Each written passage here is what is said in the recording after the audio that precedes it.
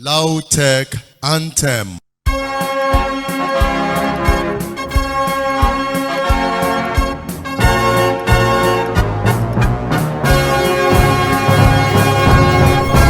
We sing, oh Lautech, your promotion of applied sciences.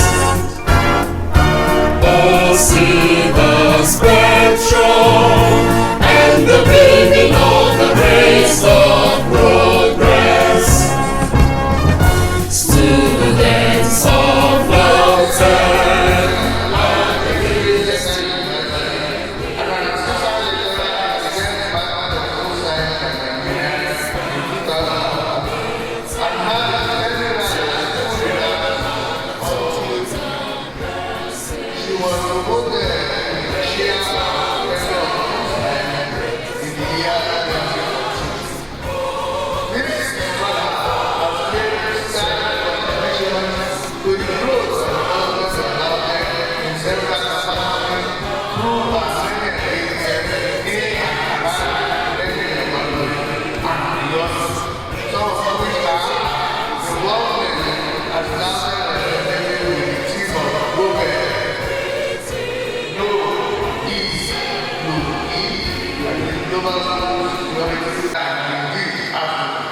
some of which are Nigeria Institute of Food Science and Technology, NIFSC, Institute of Food Technology, IFT, International Society of Tropical Food, ISTRC,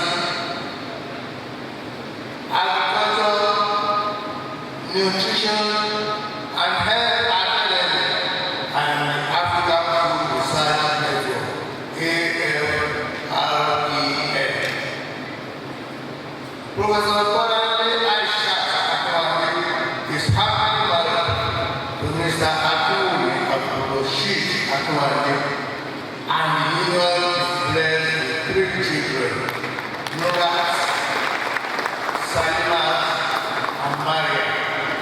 Ladies and gentlemen, it is my honor to welcome Professor BOLANLE AISHAT as she presents the 42nd inaugural lecture of this university.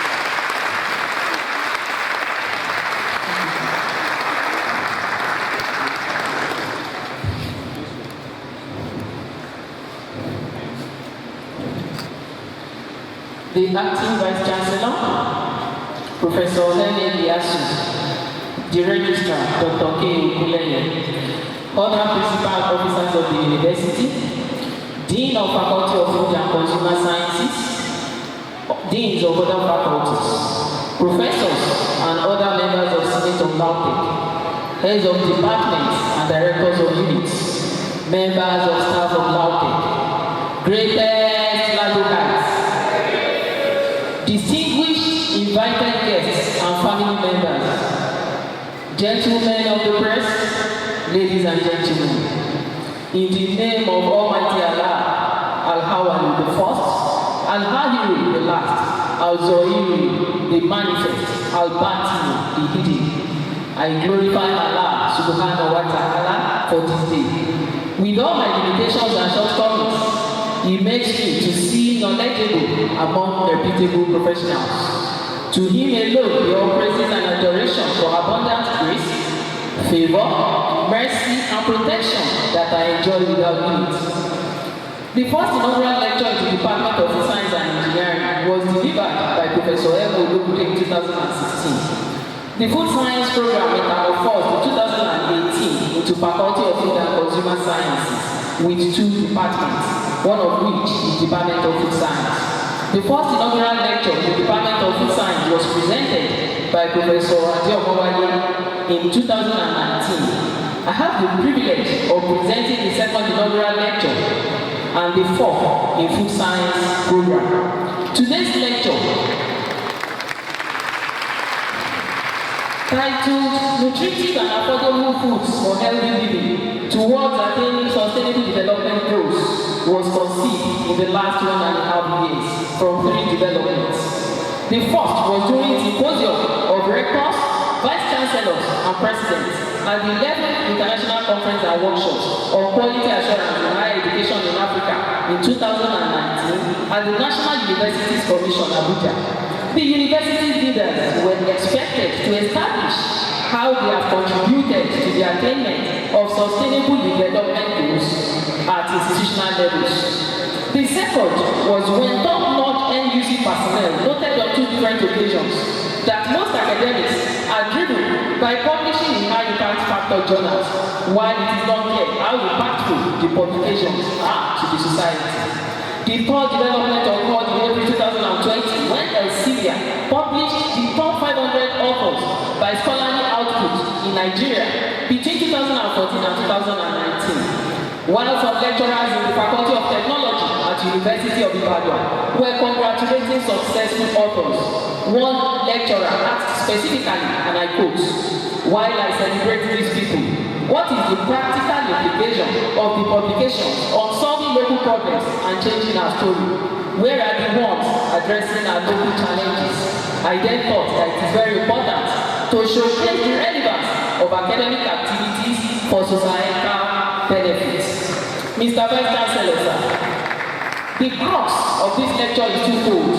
The first is to inform the audience that access to good food for good health is not expensive, but ignorance is what is expensive.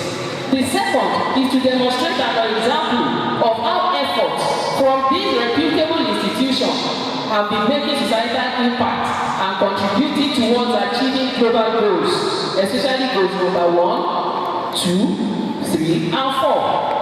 My recent interest on affordability of nutritive food for healthy living by the less privileged was perceived years back as a long lecturer while teaching students and interacting with people on the lower economic ladder. My usual question to many people is it cheap or expensive to eat good or healthy food? The general answer is that it is expensive, while I correct them that eating good food is cheap. God in His mercy has provided food that is enough to sustain us all, as supported by quotes from the 2 holy books, as indicated in the Quran, chapter 16, verses 10 to 11, and Matthew, chapter 6, verses 25 to 34 in the New King James Version. Mr. Vice Chancellor, sir, my situation is an example of when life throws lemon at you, turn it into a lemonade. After the opportunity of having my PhD research work done at IIT Ibadan, I resolved to look inward and concentrate all efforts on value addition to local produce, especially indigenous and underutilized ones, with use of simple technology. I came up with a research focus when I won a World Postdoctoral Fellowship in 2011, which is solving problems of nutritional deficiency and the poverty trap of smallholder farmers through the enhancement of utilization of under-cultivated and neglected local crops that provide health benefits beyond basic nutrition. Sustainable development goals were adopted by 193 United Nations member states in 2015 as a universal call to action to end poverty, protect the planet, and ensure that all people enjoy peace and prosperity by the year 2020. Sustainable development goals number 1, 2, and 3 are linked with food security and healthy global world, while good health and nutrition are linked with SDG 4. SDG 1 calls for an end to poverty in all its manifestations by the year 2020. SDG 2 is meant to provide sustainable solutions to end hunger in all ramifications by 2020 and achieve food security. SDG 3 has targets of ensuring healthy lives and promoting well-being for all at all ages. SDG 4 is meant to reaffirm the fact that education is powerful and proven means for sustainable development. The SDG index of 149 countries, comparing their current progress with the baseline measurement in 2015, indicated that Nigeria is ranked 141 with 36.1 success. Nigeria faces serious development gaps with healthy life expectancy of 49 years and with placement among the bottom 6 countries in the world, according to IMF 2019. In recognition of these challenges, Nigeria embraced the SDGs agenda. Although modest progress has been achieved across the goals and indicators, the outbreak of the COVID-19 pandemic and its health and socio-economic impacts will slow down progress on the achievement of the SDGs in Nigeria, according to Buhari 2020. Mr. Vice Chancellor, sir, in this lecture, I will provide information on nutritional and health benefits of some local crops and cheap food crops, and demonstrate the interventions that I have made with these crops towards contributing to the achievement of SDGs numbers 1, 2, and 3 in the area of food security. It will be obvious in this lecture that access to healthy food for healthy living is cheap, but that it is only lack of or inadequate knowledge that is expensive. I wish to also provide evidence on how I have been able to contribute to the achievement of quality education as entrenched in Sustainable Development Goal number 4. Food is anything eaten or drunk to satisfy the appetite and meet physiological needs for growth, maintain whole body processes, and supply energy to maintain body temperature and activities. Healthy eating means eating a variety of foods that give the nutrients that are needed to maintain good health with a good sense of feeling and energy. Food security, as defined by the United Nations Committee on World Food Security, means that all people at all times have physical, social, and economic access to sufficient, safe, and nutritious food that meets their dietary needs and food preferences for an active and healthy life, according to Vigil et al. 2020. The 4 pillars of food security are food availability, access to food, utilization, and stability. Inadequate food intake is harmful to children's growth, intellectual development, and immune system, according to Bistrom, Anderson, and Schroeder 2001. Food security and nutrition for present and future generations are both integral parts of sustainable development goals. Indigenous plants are plants that grow spontaneously in natural ecosystems, while traditional foods are foods and dishes that are either passed or consumed through generations. They are nutrient-rich with a history of being supportive of health and wellness due to their medicinal values. The local climate enables the cultivation of indigenous crops, either for subsistence, income, or both. Mainstreaming indigenous crops into the food system of the communities that produce them offers opportunities to develop a sustainable and healthy food system. Foods are no longer evaluated only in terms of macro and micronutrient contents. There is global shift towards positive eating habits. Simply put, foods can be indicated as functional if they can serve as dietary supplement, and that in addition to their nutritional values, they can beneficially motivate body functions towards enhancing physiological response, in improving the state of health and well-being, or reducing the risk of certain diseases. There is a close association between traditional diet and traditional medicine in Africa, according to our work 2018. The availability of health-promoting functional foods in the diet has the potential to help a healthier population. Insight into how the role of physiologically active food components from both phytochemicals and zoochemicals have changed the role of diet in health has been provided by AKINWANDE 2008. Mr. Vice Chancellor, sir, permit me to highlight some of my contributions on the use of functional indigenous and traditional food crops to improve the livelihoods and well-being of the populace. The global concern about food security and sustainable agricultural production among smallholder farmers spurred my interest in research activities that will provide solutions to increase the utilization options of indigenous crops. As a follow-up to the goal of Food and Agricultural Organization, which is to investigate alternative food sources to improve food security and widen world food baskets, it became pertinent to investigate the potentials of underutilized and neglected functional indigenous crops.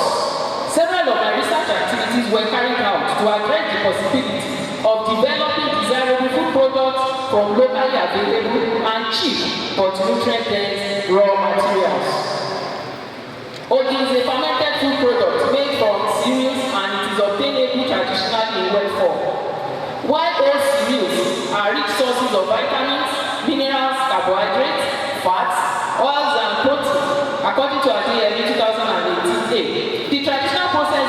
logi involves the removal of bran, and this results in loss of its nutrient content but higher starch content. The protein-rich part of grain is mainly located in the testa and gel, which are usually sifted off during processing. The consequence of this is the prevalence of malnutrition in infants that are fed mainly with pap. Traditional processing of ogi without seeding of the bran is a means of retaining nutrients of the whole cereal. Wet kneading of grains after soaking to a very fine particle size is encouraged for ogi production. We address the limitation of unpleasant color and aroma of ogi supplemented with ground okra planting seed with the addition of coloring agent and vanilla to mask the unpleasant color and flavor of untoasted okra seed fortified ogi. We, that is Abioye and others, substituted yellow maize with African yam bean seed in order to further produce nutrient-dense ogi from a cheap and locally available crop. My research efforts were able to address the usual deficiencies of sensory qualities of improved ogi with supplemented okra meal and underutilized African yam bean. Consumption of products from improved ogi from locally available crops makes it possible to produce nutrient-dense food product that is cheap and readily available. This is an opportunity to make the populace to have access to food products from cereals like maize, which is the third most produced crop in Nigeria, and thus prevent them from hunger and equally be healthy towards the achievement of sustainable development goals number 2 and 3. Okra is an important economic vegetable crop that is popular as a vegetable for its nutritional value and health benefits. It contains valuable nutrients which play a vital role in human health and in human diet and health. We will be surprised to see the array of values that okra that will soon be very cheap now can give to our body. Several pharmacological properties of okra have been reported.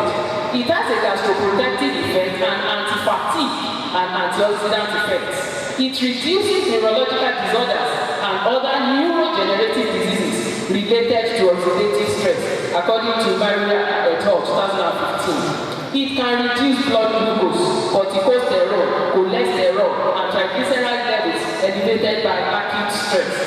Okra is used in folk medicine as anti-ulcerogenic. Water-soluble polysaccharides from okra exerts anti-tumor activity, according to Zen et al. 2014. We, in 2009, evaluated the use of 3 local storage structures, that is, pot-in-pot, raffia basket, and calabash in storing freshly mature okra pods. Adequate storage of okra will help in retaining essential nutrients that are needed for healthy living.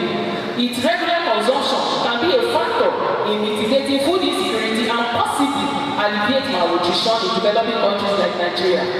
Since okra is very cheap with enormous nutritional and health benefits, it is advised to be included in the individual menu towards the achievement of sustainable development goals number 2 and 3. Mushrooms are macrofungi with distinctive and visible edible fruiting bodies that may grow above or below ground. They are among the man's earliest natural foods and yet the most neglected and underutilized foods in Nigerian food system. They grow wild and are sometimes cultivated. They also contain significant amounts of fibers, vitamins, and minerals.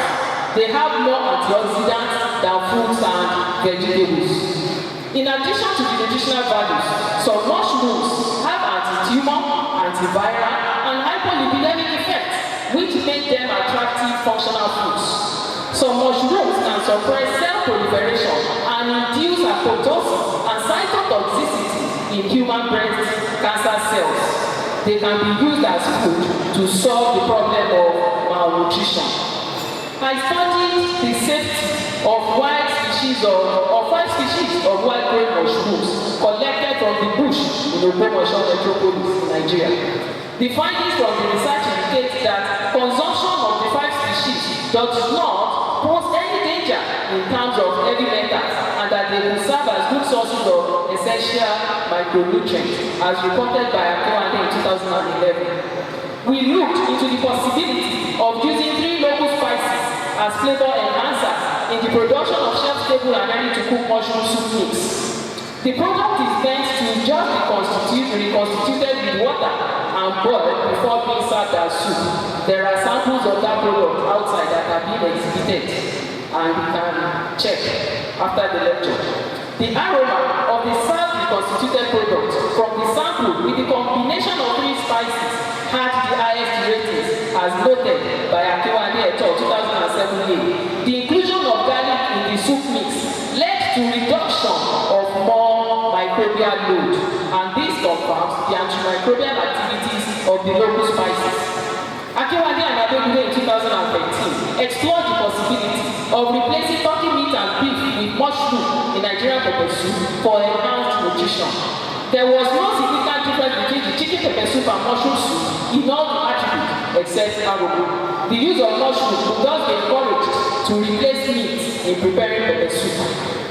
Mr. Vice Chancellor, sir, mushrooms that are encouraged to be consumed are those that are already commercialized, grown by farmers and sold in the markets. The above and below ground mushrooms can serve as a cheap source of protein, especially to those who cannot afford animal protein. Mushroom cultivation, production, processing into food products are very promising for health and wealth initiatives. Thus, they are encouraged.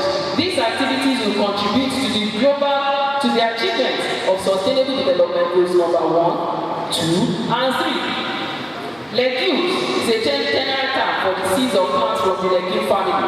They are cheap sources of dietary vegetable protein and minerals when compared with animal products like fish, meat, and egg. Legumes can be supplemented with cereals to give a balance of amino acids called protein supplementation. Indigenous legumes like pigeon pea, African yam bean, and Bambara groundnut grow wild and require no formal cultivation. They are drought tolerant, which makes them ideal crop in the era of climate change. These legumes are good protein foods and are important source of affordable alternative protein and other nutrients for people in the lower economic ladder where they are predominantly consumed. In recent times, indigenous legumes are not commonly consumed as in the time past due to their hard-to-cook phenomenon and inadequate knowledge of how to diversify utilization options. In order to establish the correct perceptions and opinions of rural dwellers concerning the cultivation and consumption of indigenous legumes, we carried out a focus group discussion as a participatory assessment tool at Onilaru village in Orire local government area in Ogbomoso. All the participants were observed to be familiar with indigenous legumes. However, it was realized that both cultivation and consumption of the legumes had reduced for a very long time due to the associated processing drudgery. This finding triggered our research interest to look into possibility of reducing the associated drudgery of some hard-to-cook legumes in food processing, as noted by AKINWANDE et al. 2017. I and my research team worked on product development from indigenous legumes in 3 stages. The first was on product development and evaluation of their acceptability. Ready-to-eat breakfast cereal was produced from a composite of whole maize and decorticated African yam bean flour at different formulation ratios to produce a flake-like cereal product to mimic a popular and acceptable commercial cornflake product. The reconstituted product in sweetened milk after soaking for 10 minutes was liked by sensory panelists as reported by AKINWANDE et al. 2014b. Development of shelf-stable intermediate flour premix was done with the addition of dry spices and seasonings. The premix is meant to require the addition of only water to produce a paste for moi moi, which is bean spotty, and akara, which is bean cake preparation at the domestic level, and this was done by AKINWANDE et al. in 2017. The underutilized legumes have the potential of being a more diversified and sustainable food production system.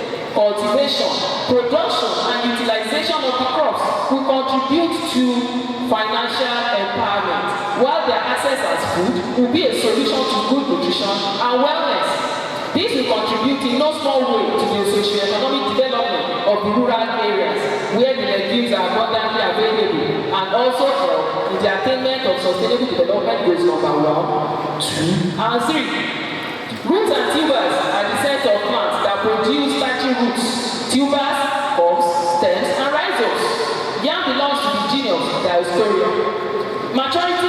for harvesting yam tubers most times are subjective and non-quantitative.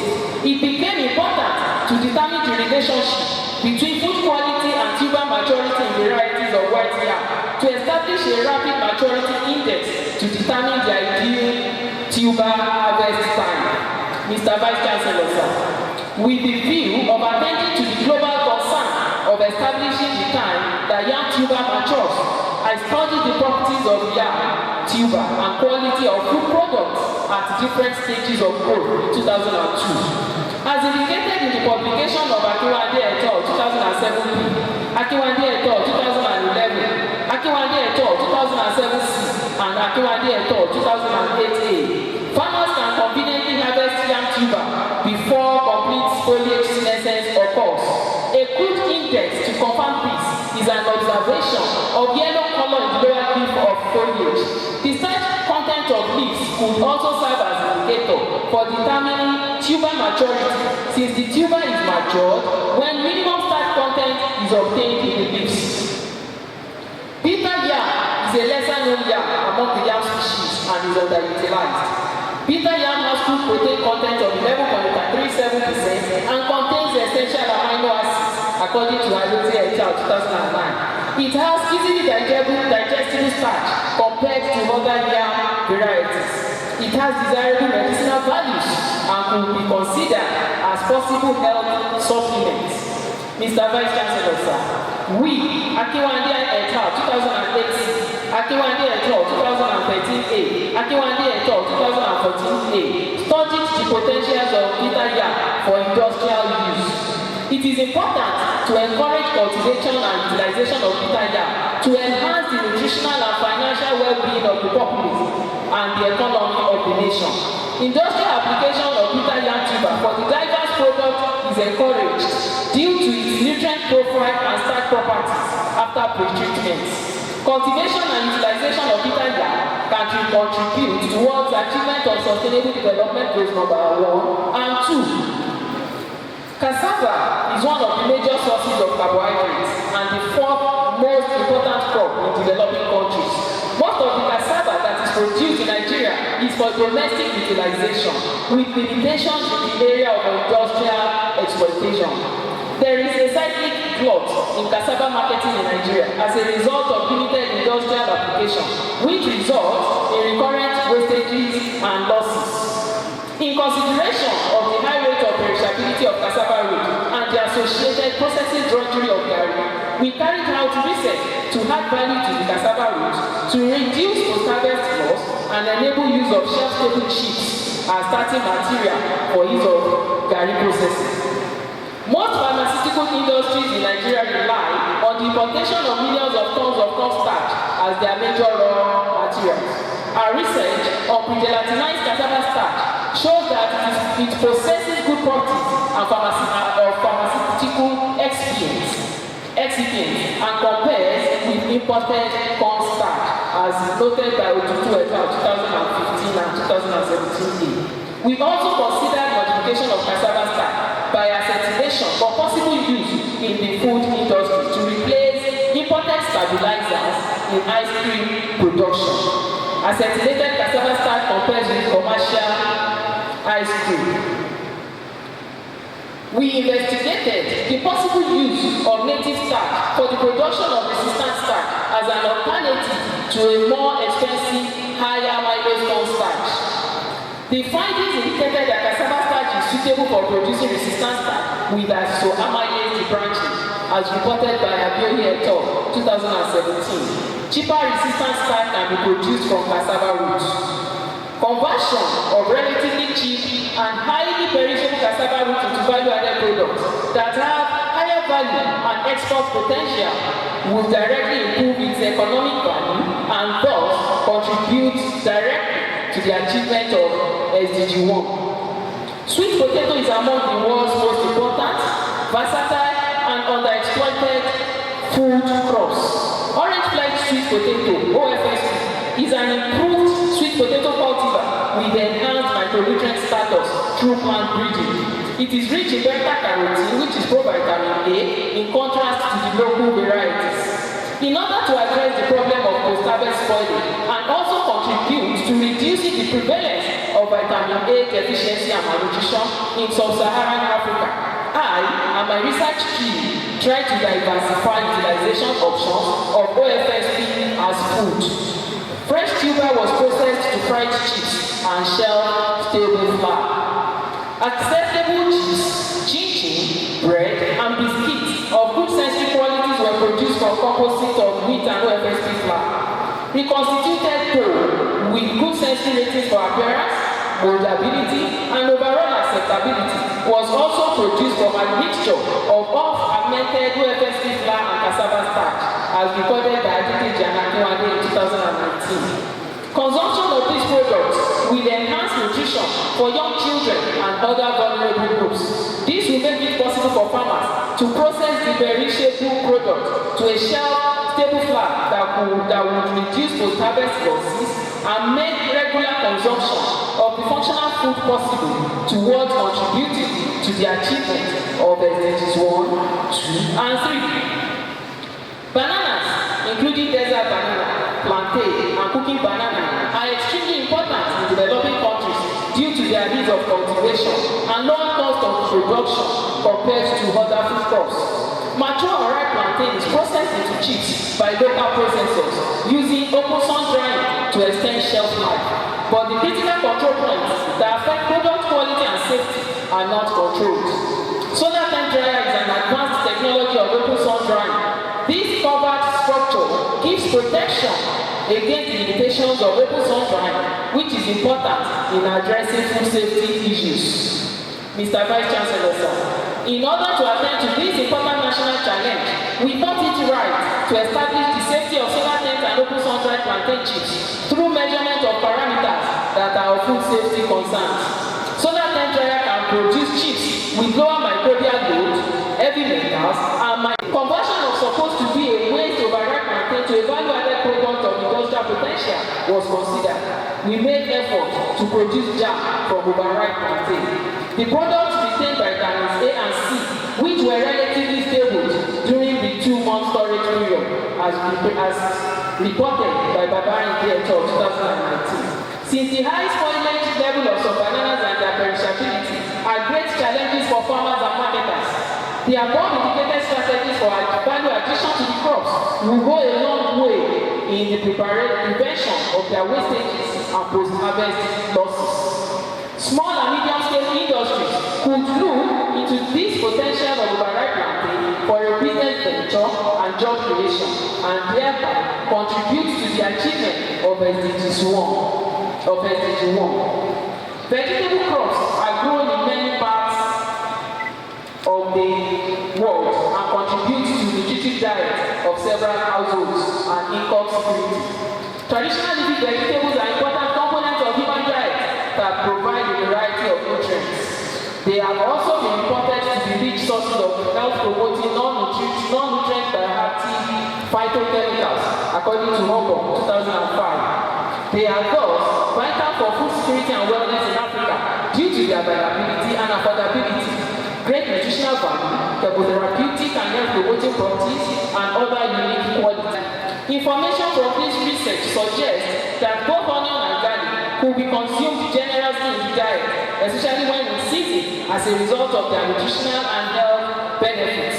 Scientific research studies support the fact that onions and garlic are worthy of being eaten every day to provide optimal health benefits. We all know that the price of onion is already down, and purchase of 550 naira or 100 naira worth can serve the family. Ginger contains antioxidants and raw fibers. Its health benefits are attributed to its phenolic compound with multiple biological activities, including antioxidant, anti-inflammatory, antimicrobial, anti-cancer, neuroprotective, cardiovascular protective, among others. Mr. Vice Chancellor, sir, we thought it wise to study the potential of the industrial application of ginger as a flavoring agent in food processing.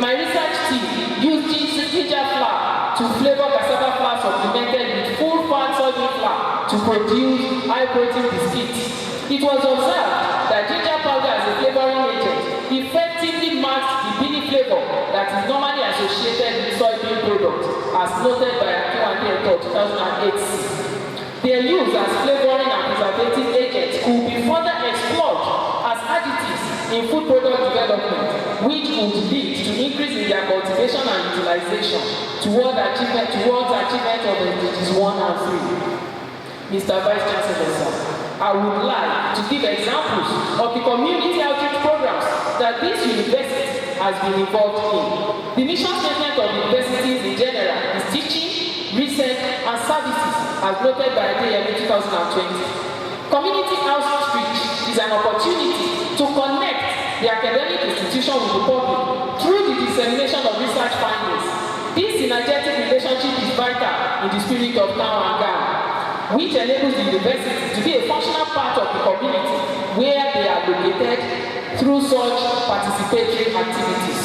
With the view to contributing to the attainment of SDGs 1, 2, and 3, directly and indirectly, I made several efforts towards reducing poverty through empowerment programs for the purpose of reduction of hunger through enlightenment programs of processing options of locally available and cheap food crops and improved health through consumption of sustainable nutrient-dense and functional foods from locally available crops.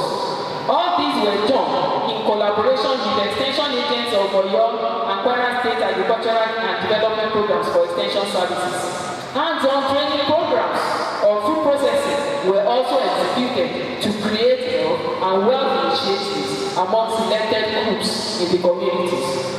I and my several research team members employed the 2-level training programs. The first training was done to provide information on alternatives to the usual cooking method of hard-to-cook indigenous legumes. This project was funded with the first University Senate grant in 2013. The second training was done to demonstrate the procedure for the formulation of intermediate flour recipe from hard-to-cook legumes and its use after reconstitution with water for akara and moimoi preparation.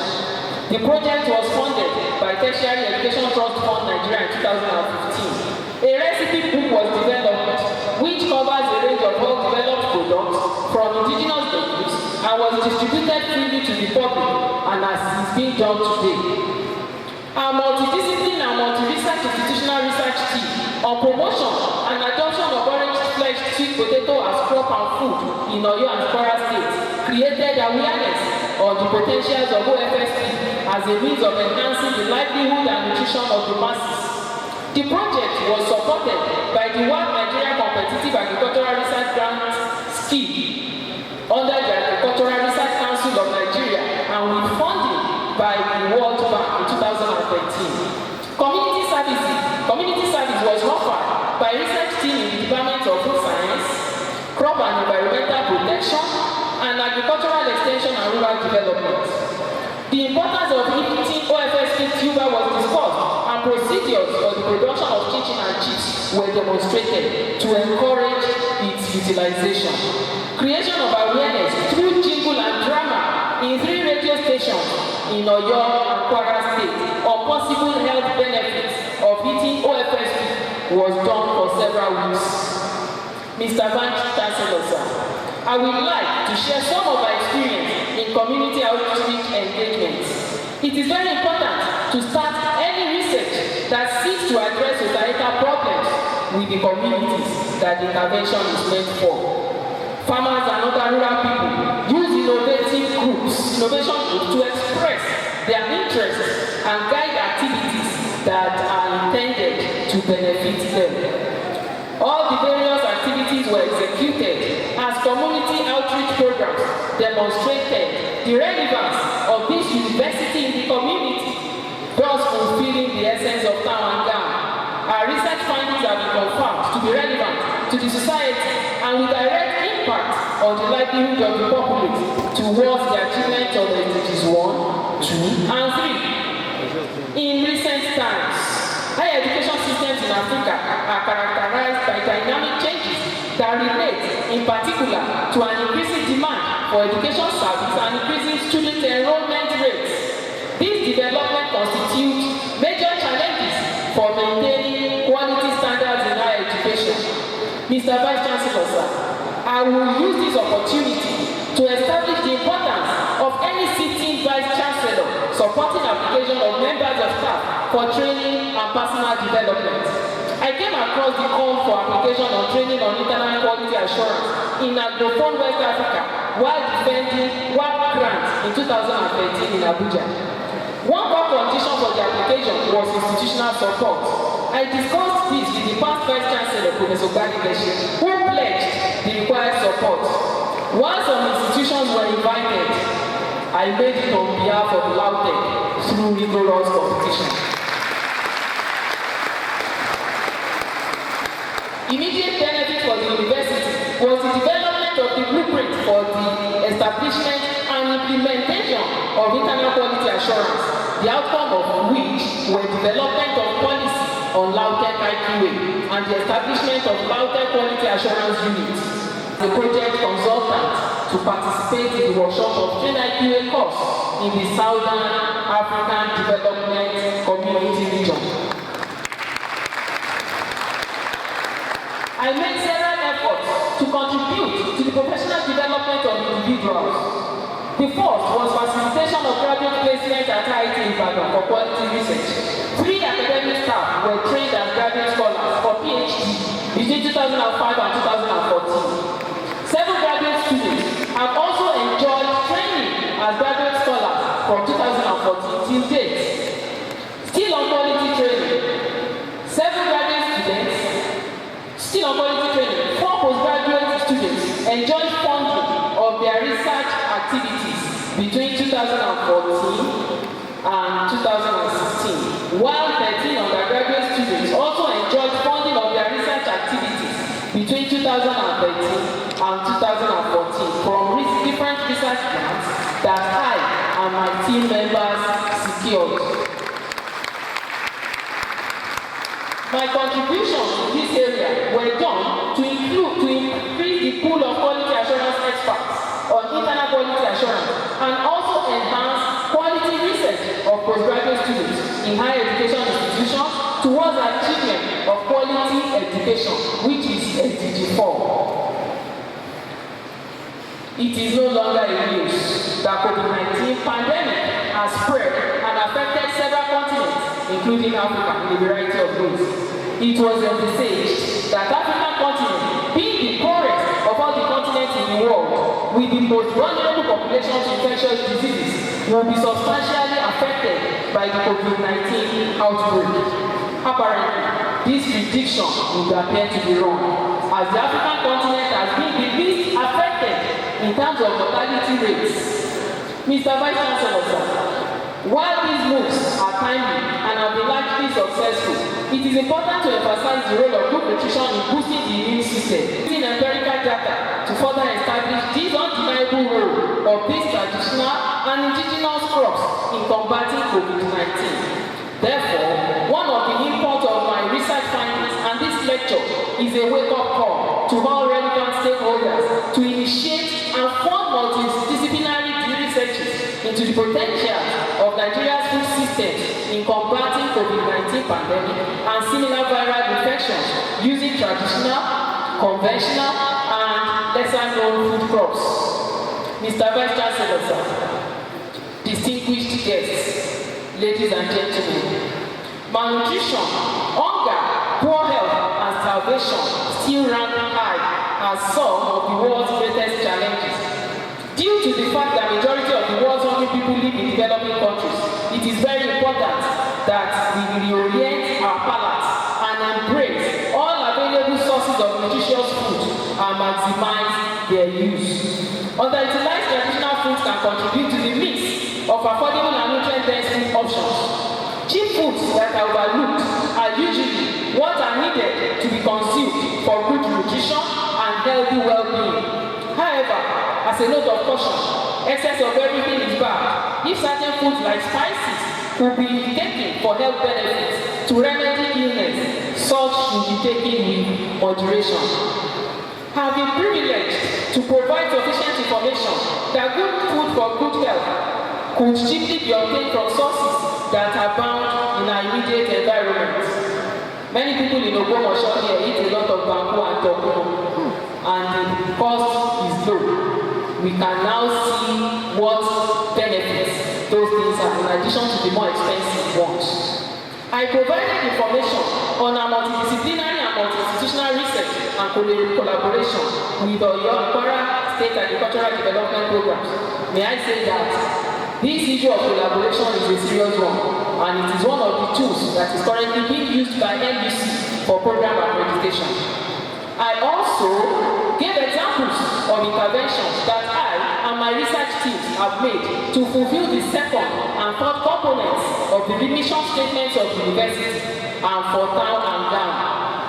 These are means of verifying some examples of the roles that our institution, Lautech, plays in contributing towards the achievement of SDGs number 1, 2, and 3, especially in Nigeria. I've been able to chronicle some of my activities to increase the pool of quality assurance experts on internal quality assurance and also enhance quality research of postgraduate students in our education institution towards the achievement of SDG 4. Evidence-based activities on internal quality assurance in universities have now been included as one of the tools for program accreditation by National Universities Commission. That is the second one. This lecture would have investigated research ideas on nutritional and affordable traditional foods in eminent researchers and academic scholars. The clock is ticking and there is less than 10 years left to achieve the 17 Global Sustainable Development Goals and transform the planet. I would like to join my fellow academics and researchers in different disciplines to strive more in carrying out research activities that will contribute towards the attainment of SDGs. Each department and faculty can make a contribution to achieving any of the 17 SDGs. We have the potential to make great strides until 2020. Mr. Vice Chancellor, sir, distinguished guests, getting this far has not been on a platter of gold, but with the support of God and those He used for me. First and foremost, I express my profound gratitude to Almighty Allah for His unlimited favor and mercy, who makes this lecture possible at His own ordained time.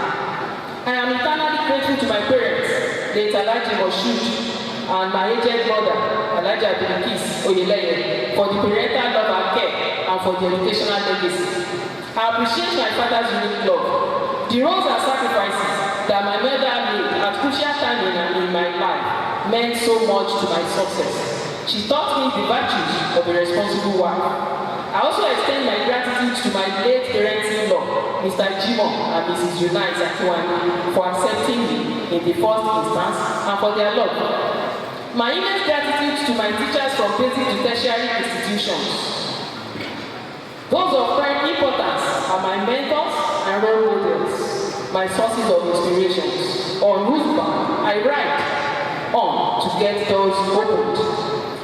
They include Professor Akombi, Professor Akinwande, my MSc supervisor, Professor Adeyemi, my PhD supervisor, and my doctor's father, who accepted to supervise my PhD work when I almost lost the golden opportunity of research placement at IITA Ibadan. Others are my IITA-based PhD supervisors, Dr. Roberta Sieju and Dr. Mazia Dixon. The two of them are seated here. The two have been my strong support that facilitate training opportunities for Lautech postgraduate students at IITA Ibadan. I am most indebted to Professor Awon, my official award mentor of inestimable value, who taught me the skills of grant-winning proposal writing in 2011 in the course of award fellowship training. My one-hour interaction with him translates to 1-year academic training session. I thank Mama Adeyemi for valuable and timely advice, Mama Akinwande for treating me like a child, and Mama Awon, an outstanding role model that I treasure.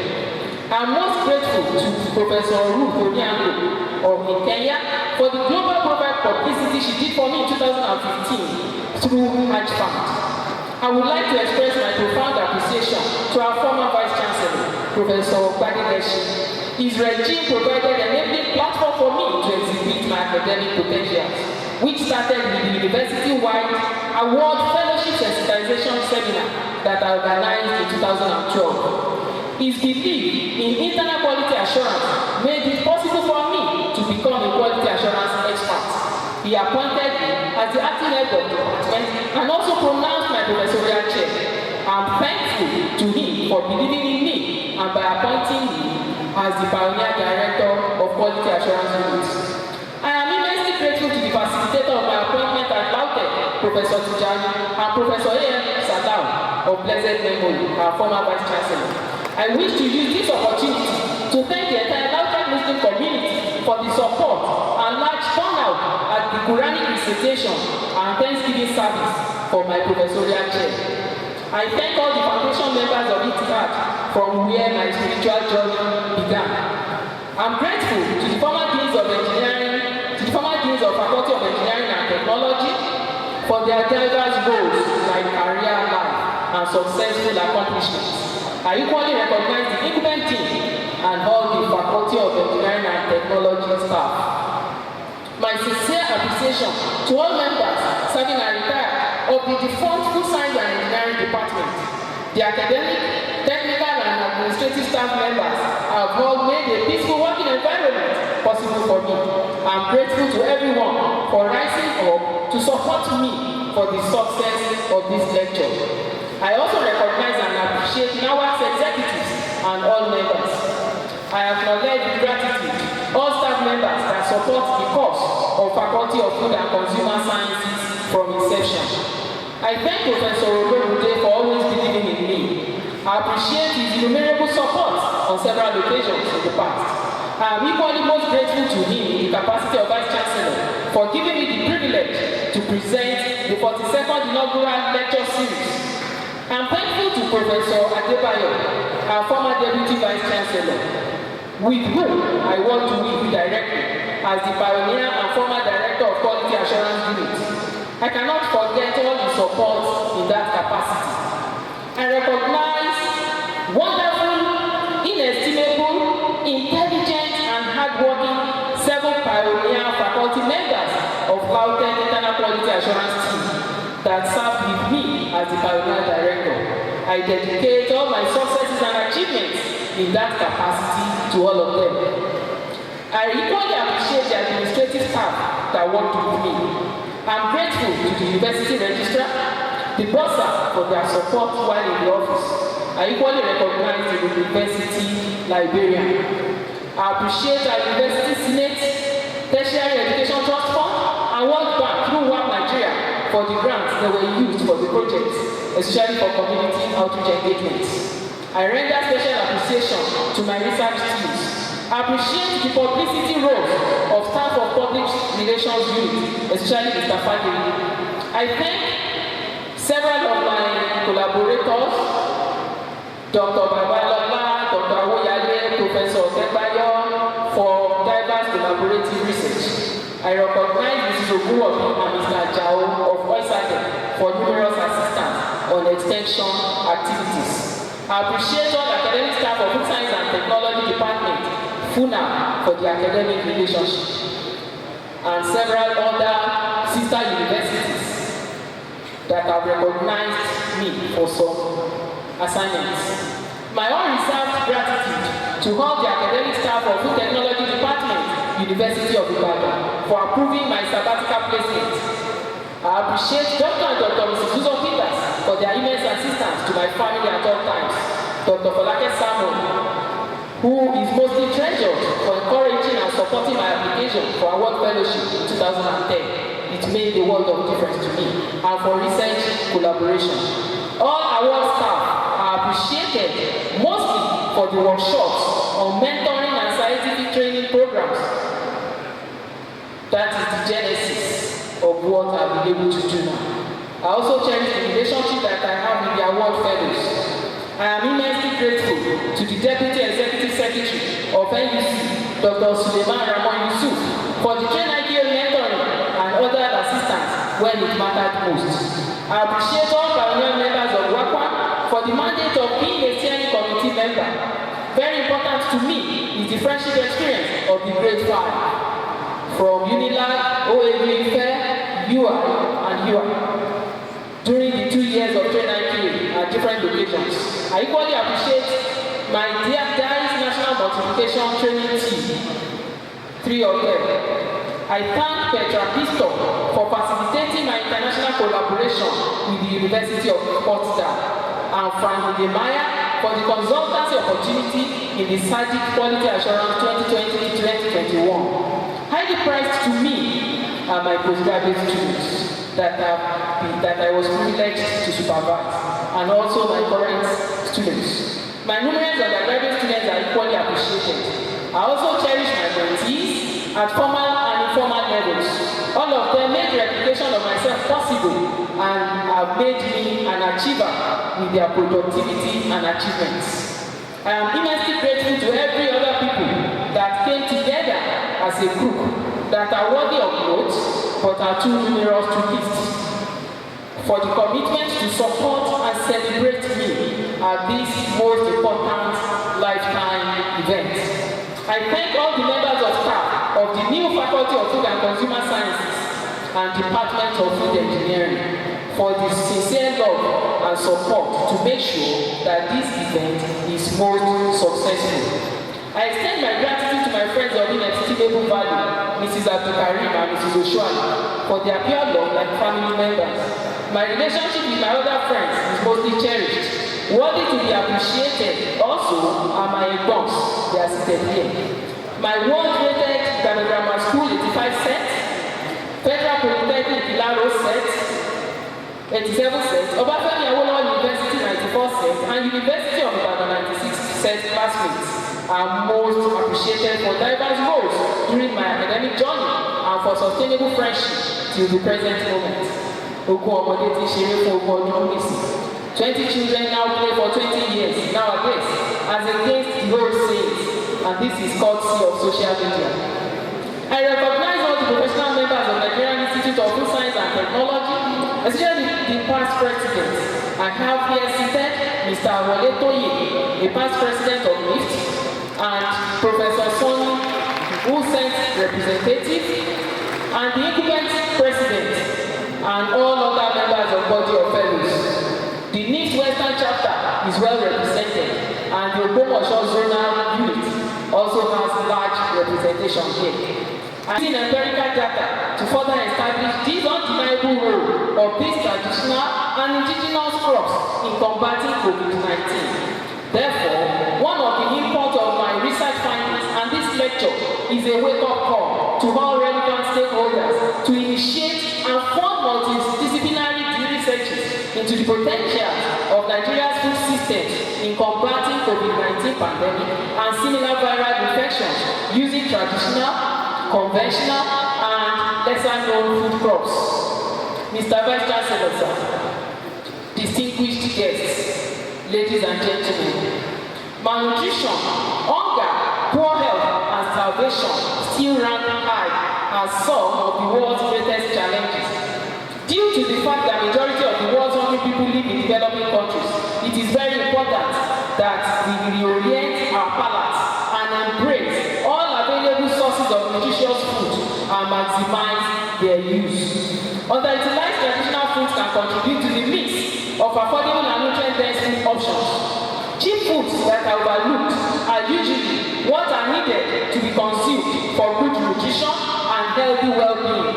However, as a note of caution, excess of everything is bad. If certain foods like spices could be taken for health benefits to remedy illness, such should be taken with moderation. I have been privileged to provide sufficient information that good food for good health could cheaply be obtained from sources that are found in our immediate environment. Many people in Ogbomoso here eat a lot of bamboo and tokuno, and the cost is low. We can now see what benefits those things are in addition to the more expensive ones. I provided information on our multidisciplinary and multi-institutional research and collaboration with the Kwara State Agricultural Development Programs. May I say that this issue of collaboration is a serious one, and it is one of the tools that is currently being used by NUC for program accreditation. I also gave examples of interventions that I and my my research teams have made to fulfill the second and third components of the mission statements of the university and for town and gown. These are means of verifying some examples of the roles that our institution, Lautech, plays in contributing towards the achievement of SDGs number 1, 2, and 3, especially in Nigeria. I have been able to chronicle some of my activities to increase the pool of quality assurance experts on internal quality assurance and also enhance quality research of postgraduate students in higher education institutions towards the achievement of SDG 4. Evidence-based activities on internal quality assurance in universities have now been included as one of the tools for program accreditation by National Universities Commission. That is the second one. This lecture would have instigated research ideas on nutritional and affordable traditional foods in eminent researchers and academic scholars. The clock is ticking and there is less than 10 years left to achieve the 17 Global Sustainable Development Goals and transform the planet. I would like to join my fellow academics and researchers in different disciplines to strive more in carrying out research activities that will contribute towards the attainment of SDGs. Each department and faculty can make a contribution to achieving any of the 17 SDGs. We have the potential to make great strides until 2030. Mr. Vice Chancellor, sir, distinguished guests, getting this far has not been on a platter of gold, but with the support of God and those He used for me. First and foremost, I express my profound gratitude to Almighty Allah for His unlimited favor and mercy, who makes this lecture possible at His own ordained time. I am eternally grateful to my parents, late Alhaji Moshood, and my aged mother, Alhaji Abilikis Oyeleye, for the parental love and care and for the educational legacy. I appreciate my father's unique love. The roles and sacrifices that my mother made at crucial time in my life meant so much to my success. She taught me the virtues of a responsible wife. I also extend my gratitude to my late parents-in-law, Mr. Jimon and Mrs. Unice AKINWANDE, for accepting me in the first instance and for their love. My immense gratitude to my teachers from basic to tertiary institutions. Those of prime importance are my mentors and role models, my sources of inspirations, on whose back I ride on to get doors opened. They include Professor Akombi, Professor Akinwande, my MSc supervisor, Professor Adeyemi, my PhD supervisor, and my God-sent father, who accepted to supervise my PhD work when I almost lost the golden opportunity of research placement at IITA Ibadan. Others are my IITA-based PhD supervisors, Dr. Roberta Sieju and Dr. Mazia Dixon. The two of them are seated here. The two have been my strong support that facilitate training opportunities for Lautech postgraduate students at IITA Ibadan. I am most indebted to Professor Awon, my official award mentor of inestimable value, who taught me the skills of grant-winning proposal writing in 2011 in the course of award fellowship training. My one-hour interaction with him translates to one-year academic training session. I thank Mama Adeyemi for valuable and timely advice, Mama Akibala for treating me like a child, and Mama Awon, an outstanding role model that I treasure. I am most grateful to Professor Ruth Onyango of Kenya for the global profile publicity she did for me in 2015 through Hajj Fund. I would like to express my profound appreciation to our former Vice Chancellor, Professor Gbadigeshi.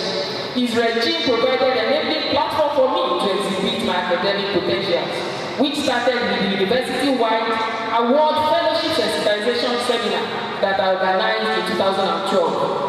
His belief in internal quality assurance made it possible for me to become a quality assurance expert. He appointed me as the acting head of the department and also pronounced my professorial chair. I am thankful to him for believing in me and by appointing me as the pioneer director of quality assurance units. I am immensely grateful to the facilitator of my appointment at Lautech, Professor Tijani, and Professor A.M. Sadao of blessed memory, our former Vice Chancellor. I wish to use this opportunity to thank the entire Lautech Muslim community the support and large turnout at the Quranic recitation and Thanksgiving service for my professorial chair. I thank all the foundation members of INAUGURAL from where my spiritual journey began. I'm grateful to the former deans of engineering, to the former deans of Faculty of Engineering and Technology for their diverse roles like career life and successful accomplishments. I equally recognize the incumbent team and all the Faculty of Engineering and Technology staff. My sincere appreciation to all members serving and retired of the defunct Food Science and Engineering Department. The academic, technical and administrative staff members have all made a peaceful working environment possible for me. I'm grateful to everyone for rising up to support me for the success of this lecture. I also recognize and appreciate NAWAC's executives and all members. I acknowledge with gratitude all staff members that support the course of Faculty of Food and Consumer Sciences from inception. I thank Professor Olorunde for always believing in me. I appreciate his innumerable support on several occasions in the past. I am equally most grateful to him in the capacity of Vice Chancellor for giving me the privilege to present the 42nd inaugural lecture series. I am thankful to Professor Adebayo, our former Deputy Vice Chancellor, with whom I work to work directly as the pioneer and former Director of Quality Assurance Unit. I cannot forget all the support in that capacity.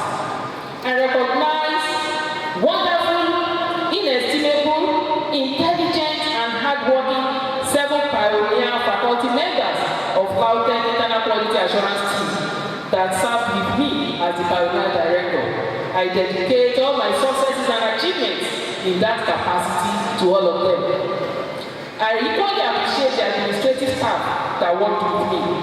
I'm grateful to the University Registrar, the bursar for their support while in the office. I equally recognize the University Librarian. I appreciate our University Senate, Tertiary Education Trust Fund, and World Bank through WAP Nigeria for the grants that were used for the project, especially for community outreach engagements. I render special appreciation to my research teams. I appreciate the publicity role of staff of public relations unit, especially Mr. Fadil.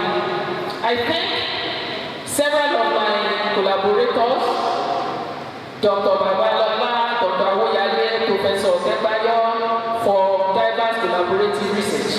I recognize Mrs. Oguwobi and Mr. Ajao of AISHAT for numerous assistance on extension activities. I appreciate all academic staff of Food Science and Technology Department, FUNA, for the academic relationship, and several other sister universities that have recognized me for some assignments. My unreserved gratitude to all the academic staff of Food Technology Department, University of Ibadan, for approving my sabbatical placement. I appreciate Dr. and Dr. Mrs. Susan Peters for their immense assistance to my family at all times. Dr. Folake Samuel, who is mostly treasured for encouraging and supporting my application for award fellowship in 2010. It made a world of difference to me, and for research collaboration. All award staff are appreciated mostly for the workshops on mentoring and scientific training programs. That is the genesis of what I've been able to do now. I also cherish the relationship that I have with the award fellows. I am immensely grateful to the Deputy Executive Secretary of NUC, Dr. Suleiman Ramon Yusuf, for the train IPO mentoring and other assistance when it mattered most. I appreciate all pioneer members of WAPA for the mandate of being a steering committee member. Very important to me is the friendship experience of the Grade 5 from UNILAG, OAB, FAIR, UI, and UI. During the 2 years of train IPA at different locations, I equally appreciate my dear guys National Multiplication Training Team, 3 of them.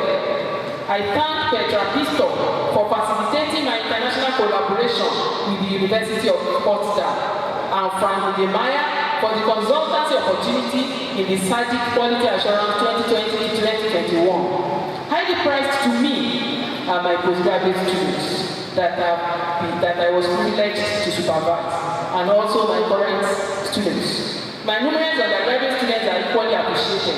I also cherish my mentees, and at formal and informal levels. All of them made replication of myself possible and have made me an achiever with their productivity and achievements.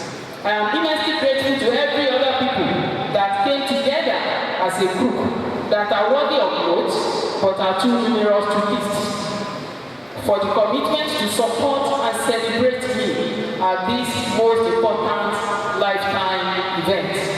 I thank all the members of staff of the new Faculty of Food and Consumer Sciences and Department of Food Engineering for the sincere love and support to make sure that this event is most successful. I extend my gratitude to my friends of inestimable value, Mrs. Abdulkarim and Mrs. Oshwani, for their pure love like family members. My relationship with my other friends is mostly cherished, worthy to be appreciated. Also are my bumps, they are seated here. My world-rated Ghana Grammar School 85 set, Federal Polytechnic Ilaro set, 87 set, Obafemi Awolowo University 94 set, and University of Ibadan 96 set classmates are most appreciated for diverse roles during my academic journey and for sustainable friendship till the present moment. 20 children now play for 20 years nowadays, as against the old sayings, and this is courtesy of social media. I recognize all the professional members of the Nigerian Institute of Food Science and Technology, especially the past president. I have here seated Mr. Wole Toye, a past president of NIFT, and Professor Sonny, who sent representative, and the incumbent president, and all other members of body of fellows. The NIFT Western chapter is well represented, and the Ogbomoso zonal unit also has large representation here. I talk of Oyo State, Her Excellency Professor BOLANLE was dressed up to attend this lecture today. Unfortunately, she was bereaved and she couldn't make it. She, however, sent representation. I have here seated President of the Nutrition Society of Nigeria. God will bless you all for the love that you all have for me. I wish to specially thank Professor Awo, Professor Taiwo, Professor Jeku, Dean of Pharmacy of UI, and Dr. Babarite and Dr. Amade for the painstaking efforts in reading through and for valuable inputs. On special note are Professor Adeyemi and Dr. Onyeka for correction and supply of reference materials. The quality of this lecture note is made possible due to all their efforts. I thank Mr. Makinde for proofreading the manuscript. My unquantifiable gratitude to all my loved ones that are too numerous to mention their names, that supported me in diverse forms that I least imagined. Most important are physical, moral, financial, and prayer support for the success of today. I thank everyone that graciously attended this lecture amidst several other contending engagements, and all those that love me dearly, openly and remotely. To God be the glory for my wonderful siblings. Sincere gratitude to my senior sister and brother for spiritual, moral, and spiritual support and financial support over the years. They have both been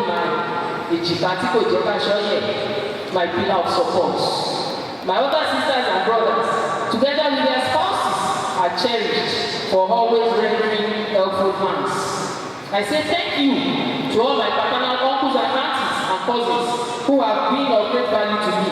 I recognize all my nieces and nephews and their spouses. I recognize and appreciate all my in-laws and their spouses for their love in different ways. My success has been possible with the support of my husband, Abdulrashid.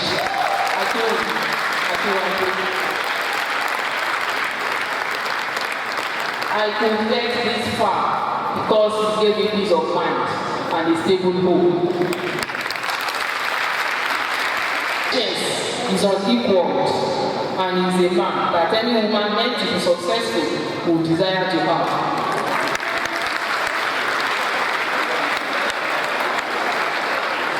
He made several selfless sacrifices for the sake of our children by holding forth in my absence. I love him truly, and I am immensely grateful, which I am sure he knows. I thank my wonderful children my angels, Murat, Salimat, Miriam, and by extension, Faizat. I wonder where I can start from to appreciate their understanding for just the weekend orderly rules. The super sacrifice in the course of preparing for this inaugural lecture is most appreciated. Mr. Vice Chancellor, sir, I finally return all glory and adoration to Almighty Allah, the most beneficent, the most merciful, for my lifelong journey.